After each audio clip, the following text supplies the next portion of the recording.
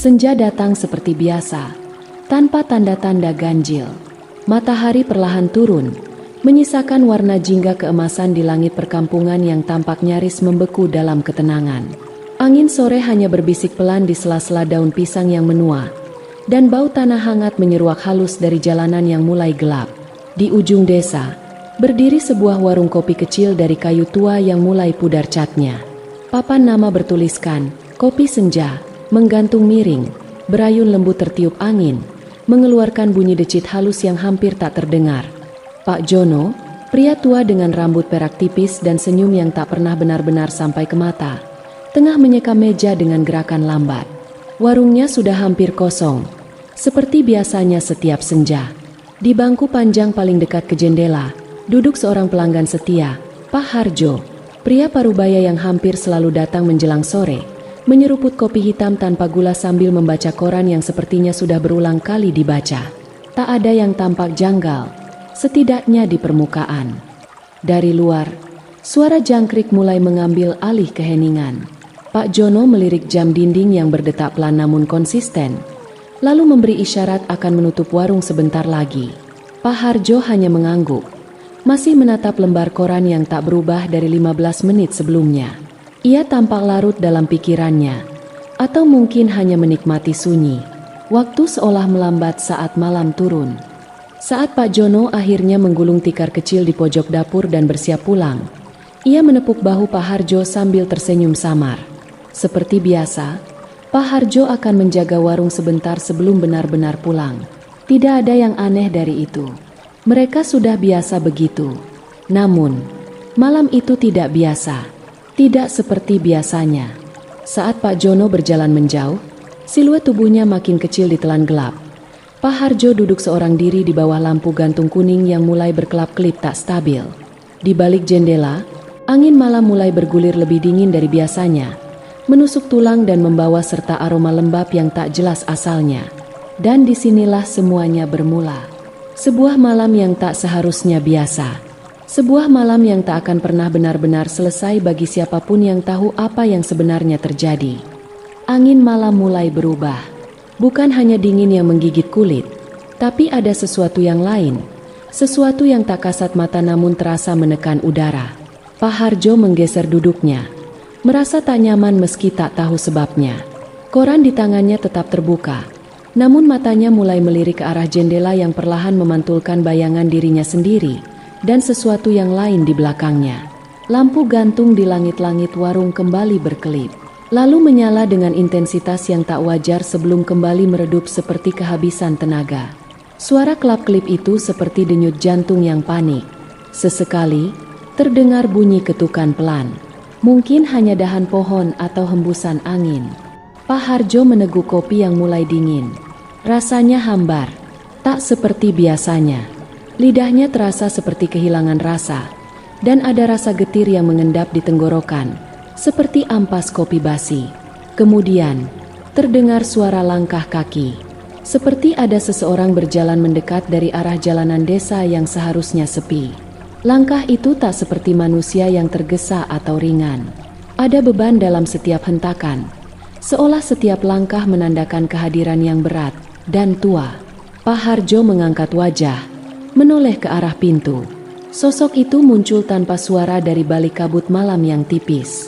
Seorang pria, tinggi, kurus, mengenakan jaket lusuh yang tampak basah di bagian bahu. Tanpa mengatakan apapun, pria itu berjalan masuk dan duduk di bangku pojok, yang selama ini tak pernah diduduki siapapun.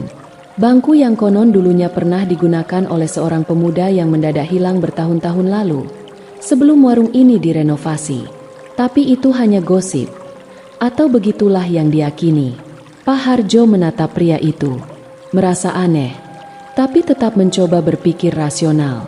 Ia mengira itu hanyalah pendatang yang kelelahan. Tapi ada sesuatu yang salah. Pria itu tak terlihat seperti sedang mencari kehangatan atau melepas lelah. Ia duduk kaku, tangannya diam di atas meja, dan kepalanya menunduk sedikit, seolah mendengarkan sesuatu yang tak terdengar oleh telinga manusia. Tanpa diminta, Pak Harjo berdiri dan menyeduh kopi untuknya. Entah kenapa, ia merasa harus melakukannya. Gerakannya seperti bukan kendali dirinya sendiri. Ketika ia meletakkan cangkir kopi di hadapan pria itu, pria tersebut hanya mengangguk pelan, dengan gerakan kepala yang terlalu lambat, terlalu berat, seperti sesuatu yang telah kaku sejak lama.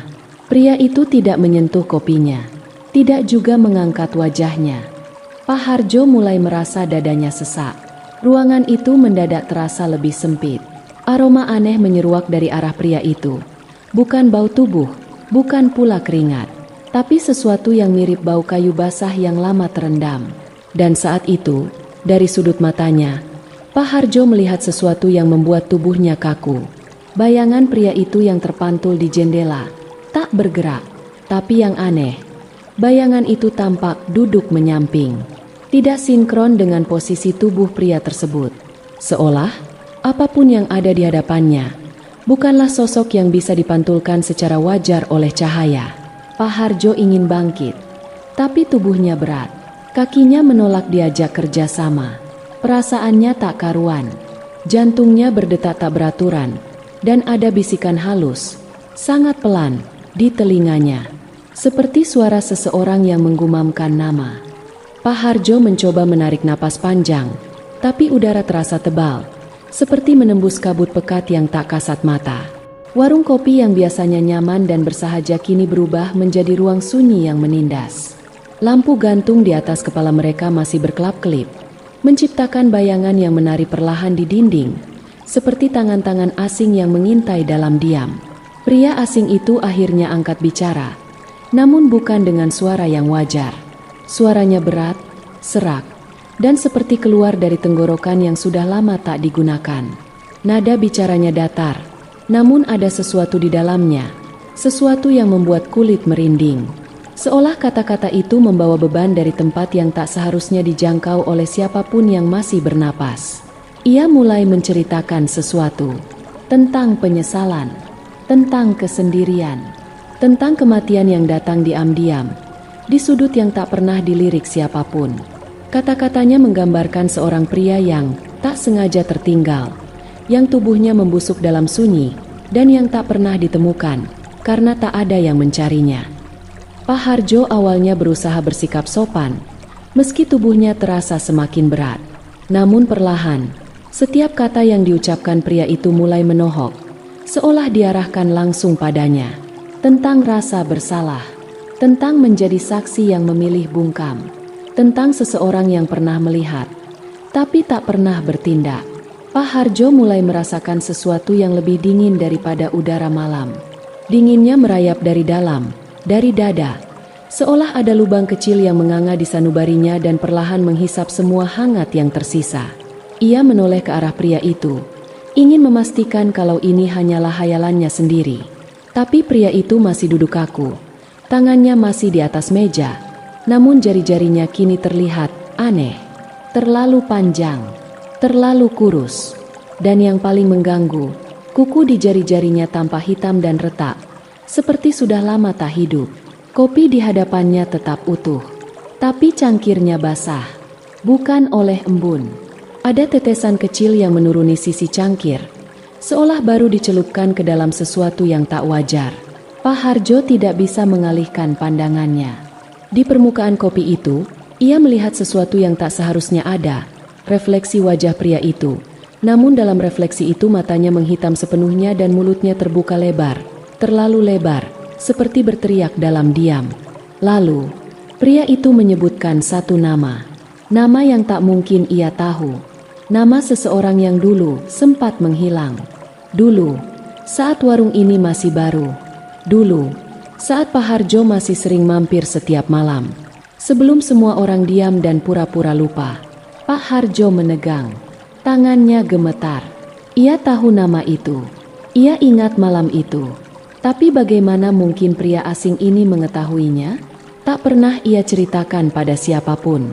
Bahkan pada dirinya sendiri pun ia berusaha melupakannya. Suara pria itu semakin pelan, seperti bisikan langsung ke telinga meski jaraknya masih jauh. Ia bicara tentang tanah yang dingin, tentang luka yang tak pernah sembuh, tentang orang-orang yang terus melanjutkan hidup seolah tak ada yang terjadi. Dan saat itulah, lampu padam total. Gelap menelan ruangan dalam sekejap. Tidak ada suara, tidak ada angin. Hanya detak jantung Pak Harjo yang mendadak terasa begitu keras dan nyaring. Ia mencoba menggerakkan tubuhnya, namun di kegelapan itu, ia merasakan hembusan napas di belakang telinganya. Tapi ia tahu, sesuatu sedang berdiri tepat di belakang kursinya. Kegelapan di sekelilingnya bukan sekadar gelap biasa. Ini adalah gelap yang pekat, tebal, seperti kabut hitam yang melingkupi tubuh dan pikiran dalam satu tarikan nafas. Ia tidak bisa melihat apa-apa, tapi ia merasakan sebuah kehadiran, nyata dan sangat dekat. Hembusan napas itu masih ada, lembut, namun terasa berat, seperti milik seseorang yang sudah lama berhenti bernapas. Jantungnya berdetak begitu keras hingga ia bisa mendengarnya menggema dalam kepalanya. Tubuhnya ingin kabur, tapi kakinya membatu. Ia mencoba berteriak, namun tenggorokannya terkunci oleh rasa takut yang menusuk hingga tulang. Lalu, lampu tiba-tiba menyala kembali, bukan dengan terang yang menenangkan, tapi dengan kelap-kelip seperti lilin tua yang hendak padam. Cahaya kuning itu mengungkapkan warung yang kini tampak asing. Dinding kayu memudar seperti usang dalam semalam, dan meja tempat pria asing tadi duduk kosong. Cangkir kopinya masih ada, tapi isinya sudah hitam pekat seperti lumpur, dan dari dalamnya muncul gelembung kecil, pelan-pelan meletup seperti bisikan dari dasar sumur. Tak ada jejak pria itu. Kursi itu tetap ditarik keluar, namun hawa dingin masih mengendap di sekitarnya, seperti bekas kehadiran yang belum sepenuhnya pergi. Pak Harjo berdiri. Ia melangkah mundur perlahan. Matanya menatap setiap sudut ruangan. Tak ada siapa-siapa, tapi firasat buruk itu makin kuat. Perasaan bahwa ia tidak sendirian. Dan saat ia berbalik hendak meninggalkan warung, seekor kucing kampung melompat masuk dari jendela terbuka. Itu kucing milik Pak Jono, yang biasa tidur di bawah kursi dekat dapur. Tapi malam itu, kucing itu tidak bersikap seperti biasanya. Ia mendesis kencang, bulunya berdiri, tubuhnya melengkung penuh ketegangan. Matanya terpaku ke satu titik, kursi di pojok, tempat pria itu duduk. Lalu, kucing itu mengeluarkan suara melengking aneh, bukan seperti suara kucing biasanya, dan berlari terbirit-birit keluar, seperti melarikan diri dari sesuatu yang tak bisa dijelaskan. Pak Harjo, yang sudah nyaris kehilangan kendali atas pikirannya, memberanikan diri melangkah ke arah kursi tersebut. Setiap langkah terasa seperti berjalan ke dalam pusaran yang makin dalam. Ia meraih cangkir kopi yang belum disentuh dan mendekatkannya ke hidungnya. Ada bau aneh, bukan hanya kopi basi, sesuatu yang amis, tua, dan mengendap. Tangannya gemetar hebat saat ia menggeser kursi untuk memeriksa bagian bawah meja. Dan di sanalah ia melihatnya. Sebuah bercak kecil, tak kasat mata kalau tidak diperhatikan. Warnanya tak jelas, antara coklat tua dan abu kehitaman, meresap ke serat kayu meja. Dan dari sana, merambat ke lantai seperti pola akar yang tertanam, menuju ke arah satu sudut warung. Pak Harjo mengikuti jejak itu. Langkahnya makin lambat, napasnya makin berat. Jejak itu berakhir di balik lemari kayu kecil tempat biasanya disimpan gula dan sendok. Dengan tangan bergetar, ia mendorong lemari itu. Di belakangnya, terbuka celah kecil di lantai. Bau lembab menyeruak, tajam dan menyesakkan. Pak Harjo menajamkan pandangan, mencoba melihat lebih dalam ke dalam lubang itu. Dan saat matanya menyesuaikan dengan gelapnya, ia melihat sesuatu yang tak seharusnya ada. Seberkas kain, lusuh dan kotor, terlipat aneh seperti pernah menutupi tubuh seseorang. Dan di atasnya, tergeletak sebuah benda kecil yang membekukan darahnya seketika. Kartu identitas yang sudah usang, warnanya pudar, tapi masih bisa terbaca. Nama yang tertera di situ adalah nama yang disebut pria asing tadi. Nama orang yang dikira sudah lama pergi. Nama yang dulu, bertahun-tahun lalu, sempat terlintas di benak Pak Harjo saat ia memilih diam. Tubuhnya mulai gemetar hebat, bukan hanya karena rasa takut, tapi karena sebuah kenyataan menghantamnya dengan kejam. Pria itu tidak hanya hadir untuk bicara, ia hadir untuk mengungkap. Dan malam itu belum selesai. Pak Harjo terpaku di depan lubang itu. Napasnya tercekat, tubuhnya kaku seperti batu. Angin malam dari luar berdesir pelan lewat jendela yang terbuka sedikit. Namun di dalam warung, udara justru semakin pengap. Seolah ruangan kecil itu sedang menahan sesuatu atau menyembunyikan sesuatu. Ia masih menatap kartu identitas yang tergeletak di atas kain usang itu. Debu menempel rapat, namun huruf-huruf yang terbaca justru terlalu jelas. Seolah waktu sengaja membiarkan nama itu tetap hidup. Nama itu seperti memanggil, bukan sekadar dari atas kertas, tapi dari sesuatu yang jauh lebih dalam, dari balik batas kematian. Di saat ia mencoba mundur, terdengar suara gesekan, pelan, namun cukup untuk membuat jantungnya hampir copot. Sumbernya datang dari arah meja yang sebelumnya diduduki pria asing. Suara seperti kuku yang menyeret pelan di atas kayu. Pak Harjo menoleh perlahan, dan saat itu pula lampu di langit-langit berkedip sekali lagi, lalu mati total. Gelap menelan segalanya. Kali ini tidak ada waktu untuk berpikir. Pak Harjo hanya bisa mendengar. Dan yang ia dengar bukan keheningan, melainkan sesuatu yang perlahan merayap di lantai kayu. Langkah-langkah berat namun tak memiliki irama. Suara itu mendekat, semakin dekat, seperti sesuatu yang diseret.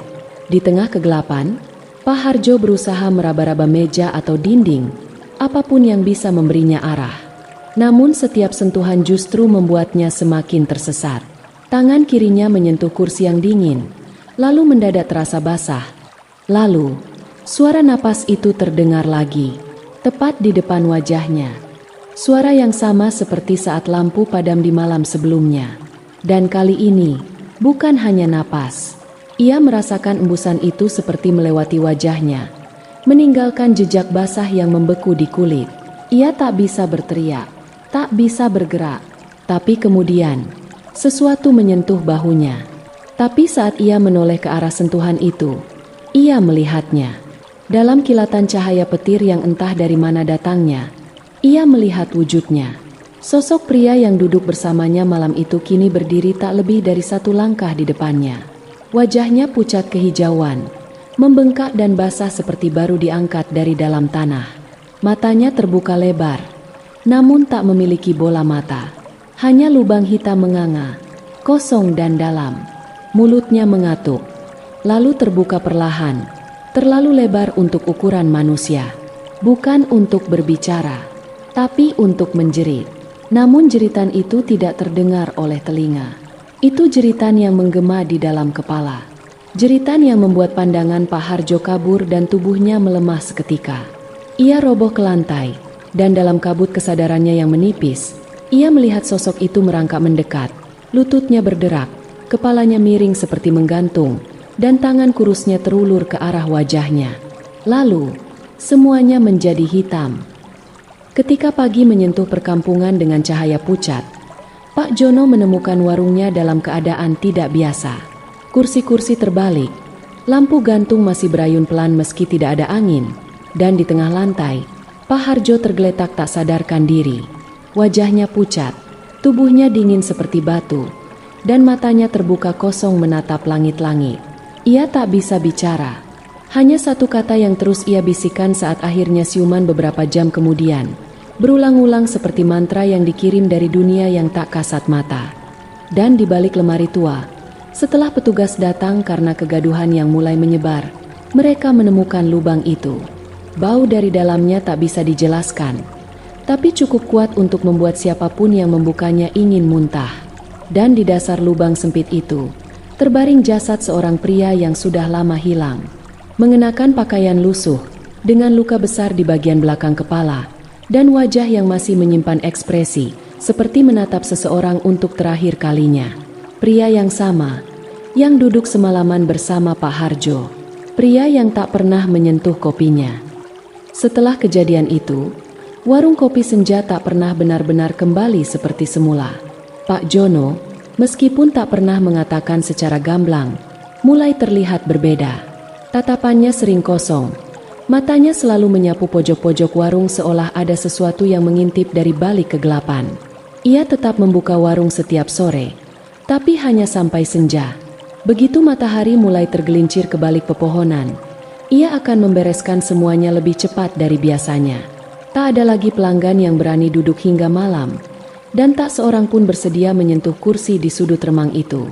Tapi teror sebenarnya tak berhenti di malam penemuan mayat itu.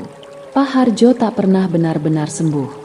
Dan ketika malam tiba, ia selalu duduk membelakangi jendela dengan tirai tertutup rapat. Ia bilang, malam-malam tertentu, ada suara ketukan pelan di jendela. Suatu malam, sekitar seminggu setelah kejadian itu, Pak Jono mendengar sesuatu saat tengah membereskan cangkir. Suara kursi yang diseret pelan. Ia menoleh cepat, tapi tak ada siapapun. Namun kursi di pojok itu telah berpindah, tak seperti sebelumnya. Ia mencoba mengabaikannya. Tapi malam berikutnya, suara itu datang lagi. Kali ini, disertai bau lembab yang familiar. Bau tanah basah dan sesuatu yang seperti kayu lapuk yang terlalu lama terkubur.